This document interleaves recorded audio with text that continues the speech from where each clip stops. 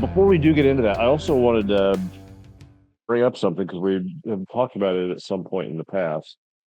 Um, how I'd found the sparkling waters and such, and you had recommended, as does everyone apparently, uh, that Topo is the absolute pinnacle. Yeah. Everything else is at best a distance, I think. Yes. At best.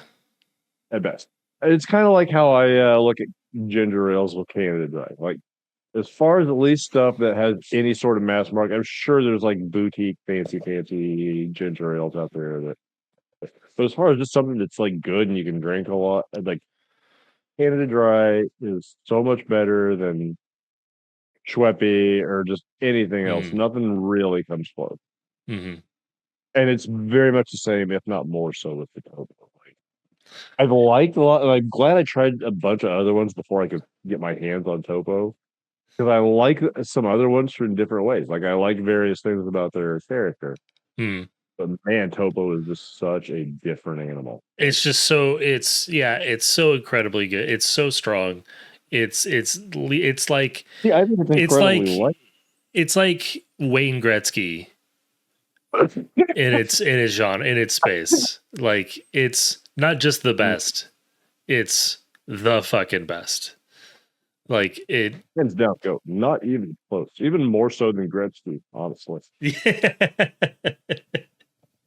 yeah, it's so like I mean, like, points aside, you can still make a case for like Gordie Howe being a more well-rounded player, or like Mario Lemieux was maybe more talented if he'd had more years on the ice, or Ovechkin has him in goals now, but not overall yeah, points. I true, mean, nobody true, will true. ever do that.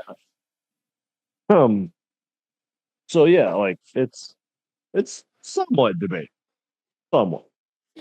But with the Topo, not even close. It's like What gets me, okay, so as a neophyte into this world who has tried several others on this little journey already, what struck me most about Topo, the difference, is like when you're drinking any other to one degree or another, and even with Topo, like the carbonation has that feeling, like you get that feeling of like almost an electrical charge. It almost feels like it's ionized in that sort of ever so slightly metallic sort of way, but you mhm. can feel that charge of the carbonation and the bubbles and whatnot. It has that kind of effervescent, almost electric sort of effect. You know what I'm saying? Right. Yeah. Yeah. Popo does, but it's different, and the bubbles don't feel like bubbles. Like, they feel like teeny tiny little orbs of a slightly different density liquid coexisting within this. Or like this whole thing of a liquid is just a pile of these tiny little orbs that are so tiny they flow together in a liquid sort of way. Hmm. But man, I get this, like, when you sit there and just like really taste it and feel it in your mouth, like you can every tiny little thousandth of a grain of sand orb that makes it up is distinct and feels like its own thing. And it's like the difference between regular wool and cashmere. Yeah. Yeah. If you've ever felt real cashmere, the fabric is so soft and almost glass-like that the fibers just roll over one another. Well, Like, it's like the there's no resistance when the fabric moves against itself. And the topo is kind of the same way. There's this lack of any sort of fucking fluid resistance to it. it's sort of It's like the carbonation difference for like a McDonald's Coke or a McDonald's Sprite compared to one even that you get from like a bottle.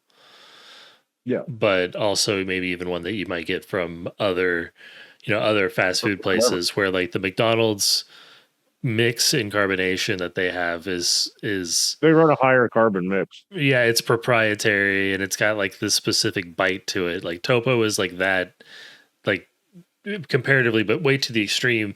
The thing that I really like about Topo is if you crack open a bottle of Topo, and I mean a glass bottle of Topo too, because plastic That's bottle to what I glass bottle, the difference is actually very noticeable with Topo. It's very noticeable.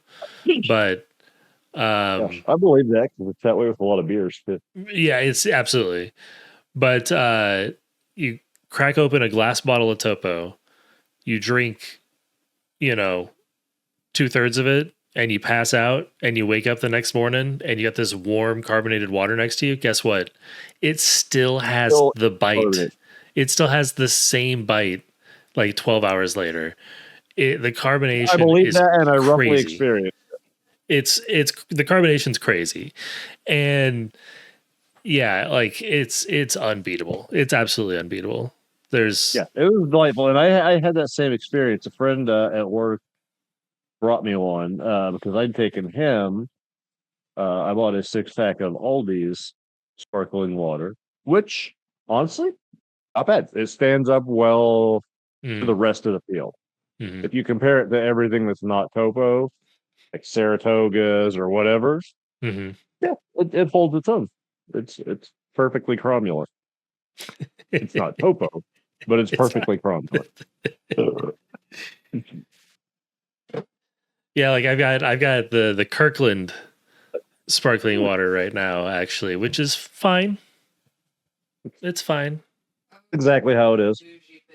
But yeah, so my buddy brought me a glass bottle of Topo, and like I had cracked it at more at the very beginning of the shift.